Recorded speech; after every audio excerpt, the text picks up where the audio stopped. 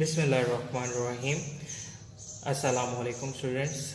Welcome to your lecture number 3 of Amazing Science 4.8. It is delivered by your teacher Awais Aziz. Today our topic is mass and weight.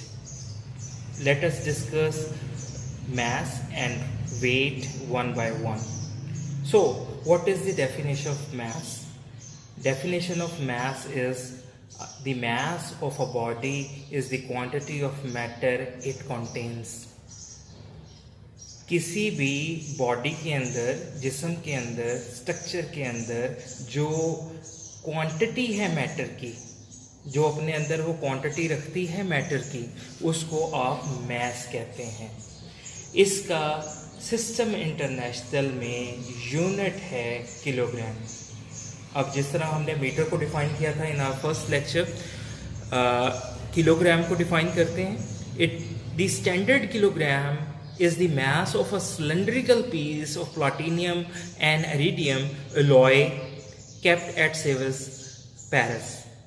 France में Paris Sevres के अंदर जहाँ पर आप wait and other measurements की जो conference हुई थी, उसी बिल्डिंग के अंदर प्लैटिनियम और इरिडियम का एक अलॉय बनाकर, अलॉय होता है दो सॉलिड्स का मिक्सचर, ठीक है. Homogenous mixture of two metals is known as alloy, ठीक है. वो सिलेंड्रिकल मास स्टैंडर्ड किलोग्राम को शो करता है. सो किलो जो आप अक्सर दुकानों पे किलोग्राम का वेट रखते हैं, वो उस वेट जो कि सेवर्स पे रखा गया है पेरिस में, उसके बराबर होता है, इक्विवेलेंट होता है. हमने वहाँ पे एक स्टैंडर्ड रख लिया और बाकी जितने किलोग्राम के वेट्स हैं वो वहाँ से जो सिलेंड्रिकल मास है उसके मुताबिक बनाए जाएंगे.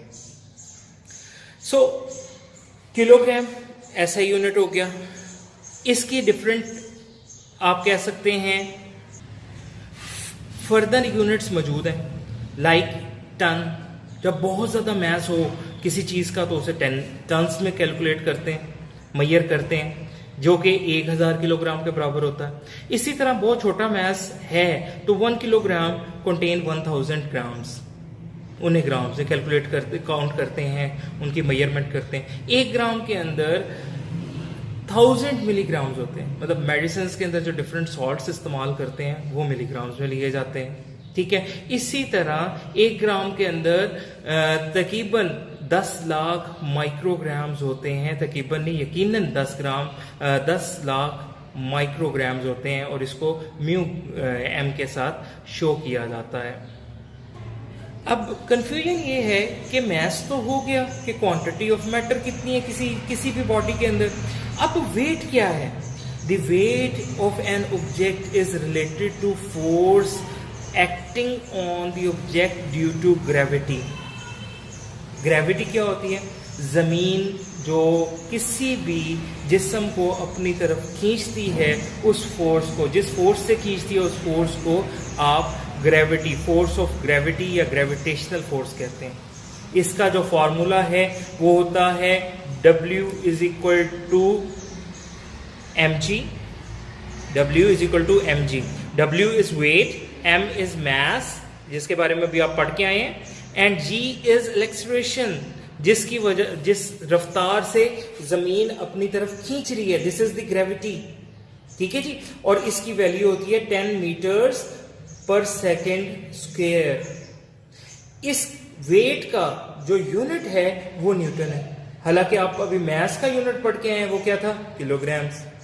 सो वेट और मास में जो डिफरेंस है वो इस स्लाइड में आप देख सकते हैं. वेट असल में फोर्स है, वो फोर्स जो कि किसी भी जिस्म को अपनी तरफ जमीन खींचती है उस दौरान लगती है. और मास किसी भी जिस्म के अंदर, किसी भी सब्सटेंस के अंदर जो मैटर की क्वांटिटी है वो मास कहलाती है. नाउ आप लेबोरेटरी में कैसे इस मास को मेजर कर सकते हैं? उसके लिए ये आपके पास बीम बैलेंस मौजूद है. ठीक है। इसके डिफरेंट पार्ट्स हैं। ये बिल्कुल ऐसा तराजू है जैसा कि आपने अक्सर दुकानों में देखा होगा, लेकिन ये थोड़ा ज़्यादा डेलिकेट है क्योंकि ये ग्राम्स तक मेजर करता है। बहुत छोटे पैमाने पे जो वेट है उसको भी एक्यूरेटली मेजर करता है। इसके डिफरेंट पार्ट्स हैं। अगर आप स्टार्ट से शुरू करें फ्रॉम योर लेफ्ट टॉप, तो यहाँ पे स्ट्रिप्स हैं।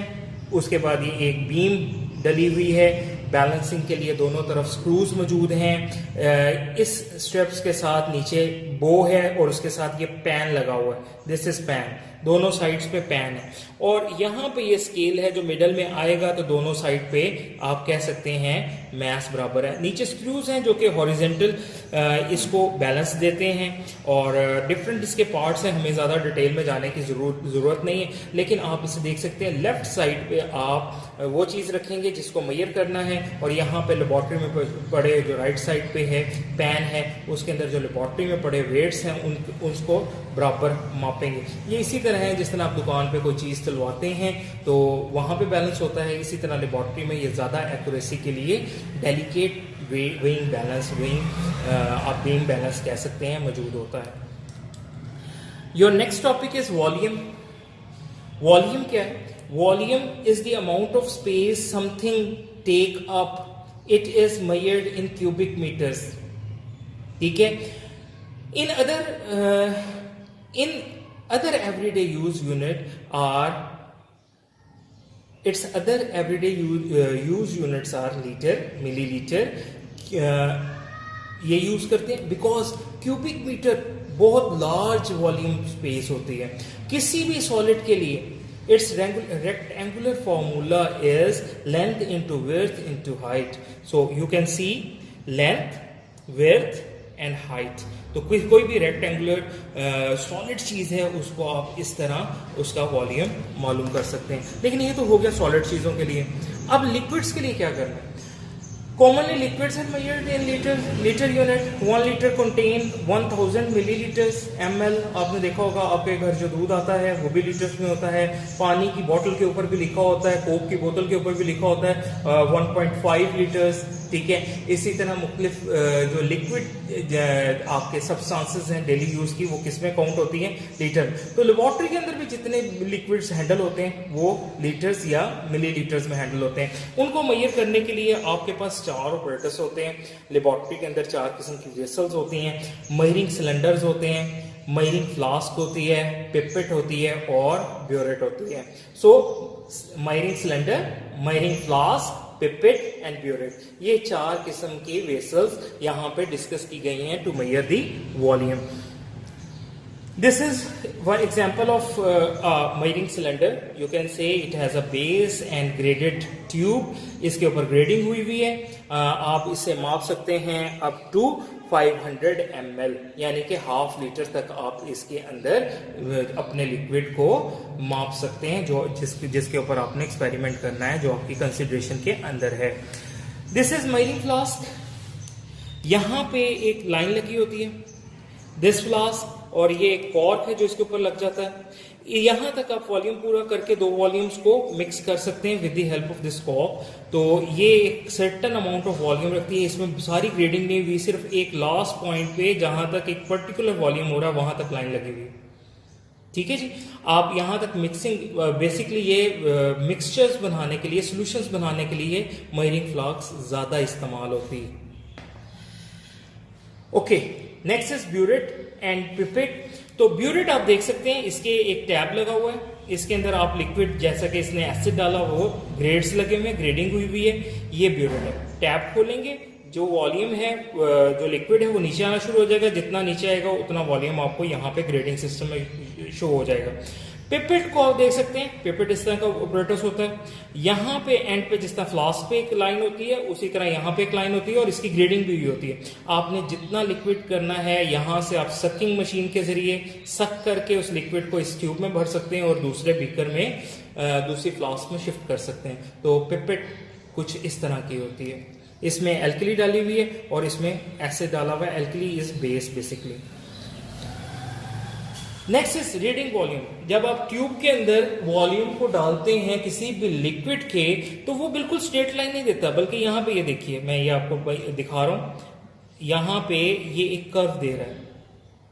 ठीक है, आपने क्या करना है, जब भी किसी लिक्विड को रीड करना है तो एक तो पीछे आपने व्हाइट पेपर रखना है, उसके बाद आपने बिल्कुल करेक्ट आई लेवल पे रखना है, जहां पे लिक्विड की विस्कस बन रहा है, जो कर्व बन रही है उसके साथ बिल्कुल ना आपने पॉइंट नंबर 1 पे देखना है ना पॉइंट नंबर 2 से देखना है, आपने बिल्कुल आपने हॉरिजेंटल टू दिस कर्व उधर जाके अपनी आई लेवल को वहां पे रखकर लिक्विड को देखना है। अब डिफरेंट लिक्विड डिफरेंट किस्म की कर्व्स देते हैं। इस कर्व को मेनिस्कस कहते हैं। ये कन्वेक्स भी हो सकती है और कनकेव भी हो सकती है। जब आप क्लियर लिक्विड्स की बात करते हैं तो वो कनकेव होती है, जब आप कलर लिक्विड्स की बात करते हैं तो वो कन्वेक्स होती है। तो अगर कनकेव होगी तो आपने अंडरलाइन को देखना है, जहां पे डेप्थ है उस हिस्से को देखना है, वहां पे वॉल्यूम नोट करना है। और अगर कलर्ड है और कन्वेक्स बना रही है तो टॉप पे जहां पे वॉल्यूम आ रहा है वहां पर आपने ग्रेडेड रीडिंग लेनी है। तो आज का आपका लेक्चर इतना ही है। होपफुली आपको ऑपरेटर्स की समझ आ गई होगी और आपने इस ऑपरेटर्स को मेमोराइज भी करना है और डेफिनेशंस को भी मेमोराइज करना है और कॉपी पर डेफिनेशंस को लिखना भी है विद यूनिट्स। तो होपफुली अगर कोई आपको क्वेश्चन हो तो you can ask on my WhatsApp number, it is always on. Thank you very much.